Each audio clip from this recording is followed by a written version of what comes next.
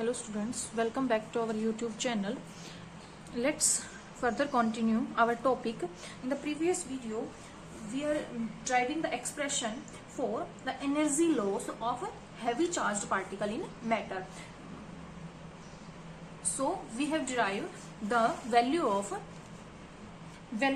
momentum P, that is equal to ZE square divided by 2 pi epsilon naught B into V.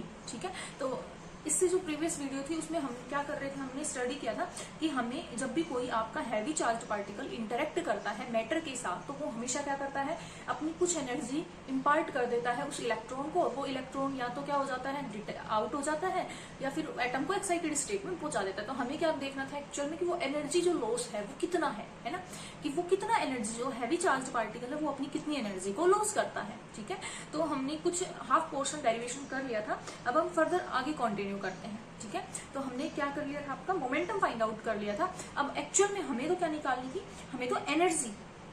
ठीक है, हमें क्या निकालनी थी, एनर्जी। ठीक है, देखो मोमेंटम आ गया तो यहां से हम क्या निकाल सकते हैं कि काइनेटिक एनर्जी कितनी ट्रांसफर की है ना। काइनेटिक एनर्जी क्या होती है, पी स्क्वायर बाय 2m। ठीक है, तो अब हम फर्दर कंटिन्यू करते हैं।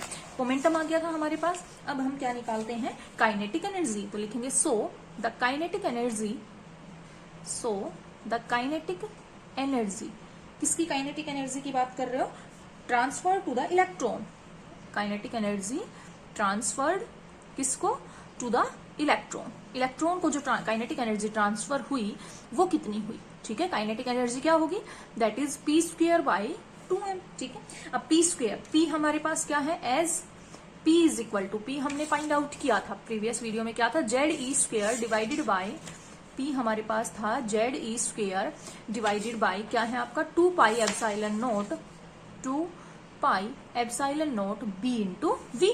तो यहां से हम पी स्क्वायर निकालेंगे तो क्या हो जाएगा, जेड स्क्वायर ई की power 4 divided by 4 pi square epsilon naught square B square into V square. ठीक है, नहीं होगा तो काइनेटिक एनर्जी, अगर हम काइनेटिक एनर्जी की बात करें तो क्या हो जाएगा, P square that is Z square E की पावर 4 डिवाइडेड बाई 2m है ना, 2 है तो क्या हो जाएगा, 4 2 जा 8 pi square epsilon naught square B square V square into m।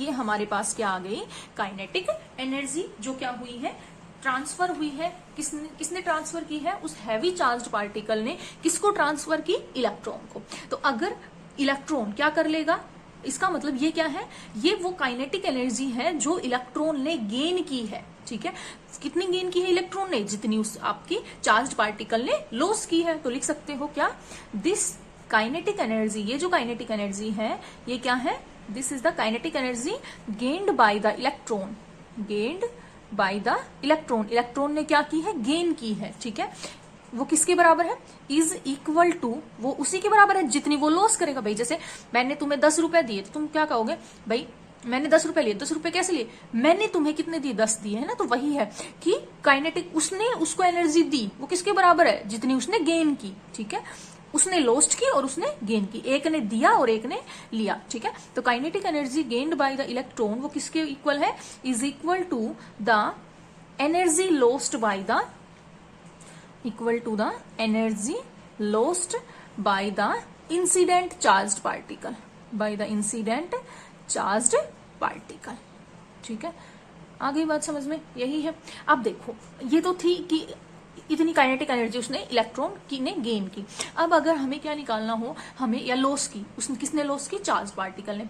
अब अगर हमें कैलकुलेट करना हो जो energy lost per unit length, ठीक है, कि पर यूनिट जैसे पार्टिकल एक्सेलरेट कर रहा है तो पर यूनिट लेंथ वो कितनी एनर्जी को लॉस्ट कर रहा है। ठीक है, अगर हमें क्या कैलकुलेट करनी हो, energy lost per unit length, ठीक है, या पर यूनिट पाथ लेंथ, किससे, इंसिडेंट चार्ज पार्टिकल। तो हम पहले क्या फाइंड आउट करेंगे, सबसे पहले हम एनर्जी ट्रांसफर फाइंड आउट करेंगे किसी स्मॉल पाथ लेंथ में। ठीक है, मान लेते हैं कोई dx पाथ लेंथ है, देखो ये कोई मैंने पाथ बनाया, सिलेंड्रिकल पाथ है ये आपका। ठीक है, आगे बात समझ में, तो मान लेते हैं ये जो लेंथ है ये कितनी है आपकी, dx लेंथ है। ठीक है, ये कोई क्या है आपका, सिलेंड्रिकल पाथ है। ठीक है, ये जो बनाई है मैंने। ठीक है, अब ये जो है यहां से यहां ये कितनी है, इसका जो डायामीटर रेडियस बोल सकते हो b है। ठीक है, कितनी है b, और ये वाली कितनी है db, मतलब ये टोटल है आप ऐसे बोल सकते हो ये अंदर वाला जो पोर्शन है यहां तक का, ये तो कितनी है b, और ये यहां से और यहां क्या है b प्लस db, मतलब ये जो है ये छोटी सी जो दिख रही है ये कितनी थिकनेस है इसकी, db थिकनेस है, ठीक है, दोनों तरफ ये कितनी है db, ठीक है। तो हम क्या कैलकुलेट करना चाह रहे हैं, लिखेंगे to calculate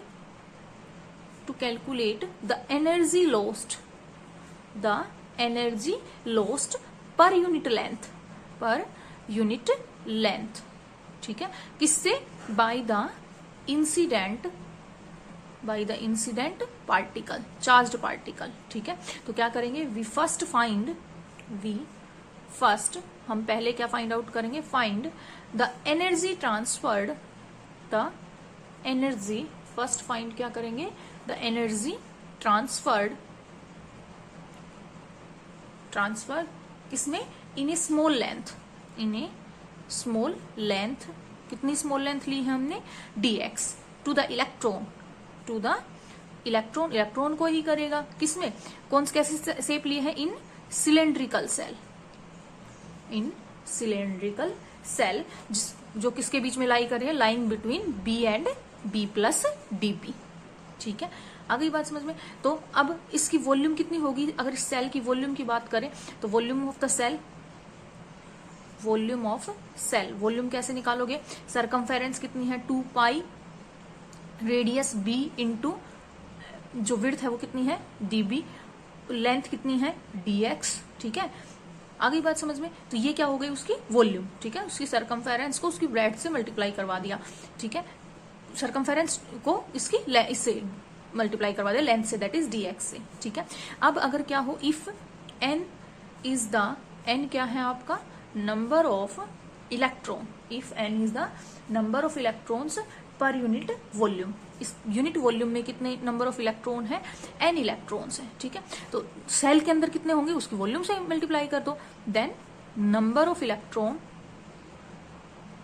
in the cell, तो नंबर ऑफ इलेक्ट्रॉन सेल में कितने होंगे, उस 2 pi b db into dx को किससे मल्टीप्लाई कर दें, n से मल्टीप्लाई कर दें। आगे तो काइनेटिक इतने इलेक्ट्रॉन है तो एक इलेक्ट्रॉन को ट्रांसफर की थी इतनी, तो टोटल काइनेटिक एनर्जी क्या हो जाएगी। सो अगर हम काइनेटिक एनर्जी की बात करें, kinetic energy transferred to all these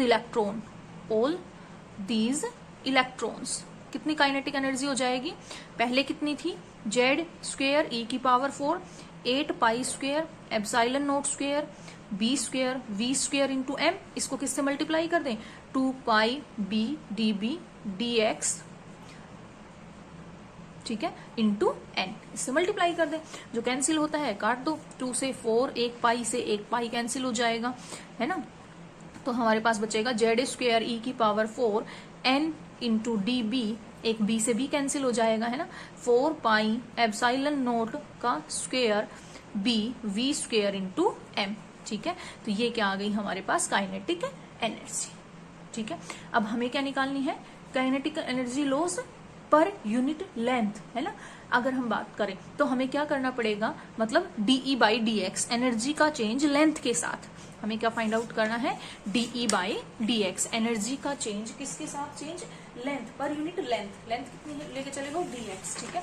तो हम क्या लिखेंगे, 10 एनर्जी लॉस्ट, 10 हो गया, ये इतना ही था, थोड़ा सा रहता है, 10 एनर्जी लॉस्ट पर यूनिट, वैसे आपके शायद सिलेबस में डेरिवेशन नहीं है लेकिन फिर भी हमने कर लिया, ठीक है।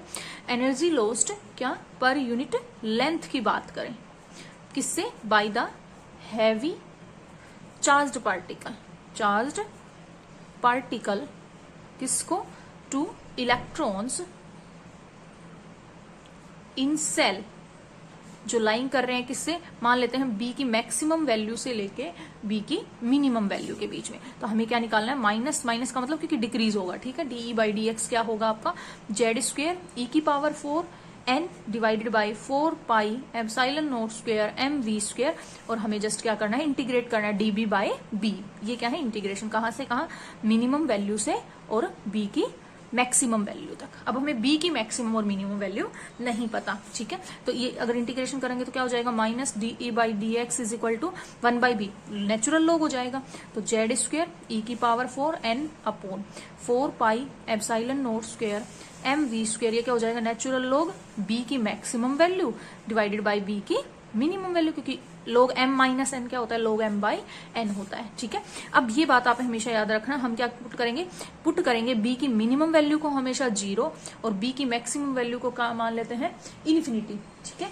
तो हमारे पास एक जनरल इक्वेशन निकल के आती है, वो आप याद रखो तो रख लेना, ठीक है। वही क्या कहलाती है, स्टॉपिंग पावर, या ये जो क्वांटिटी है ये हम जो निकाल रहे हैं माइनस डी, जो पर यूनिट लेंथ है ना एनर्जी का जो चेंज है, वो एक्चुअल में क्या है, स्टॉपिंग पावर है। वो क्या है, stopping power of the absorbing medium, ठीक है। या बस यहां तक ही कर सकते हो आप। तो ये क्या था, चेंज इन एनर्जी पर यूनिट लेंथ, ठीक है। आगे बात समझ में, हालांकि ये डेरिवेशन आपके टॉपिक में नहीं था लेकिन फिर भी हमने कर लिया, ठीक है। तो इसके बाद नेक्स्ट जो हमारा जो है मेन सिलेबस पोर्शन जो होगा सेकेंड यूनिट का, वो वहां से शुरू होगा, ठीक है।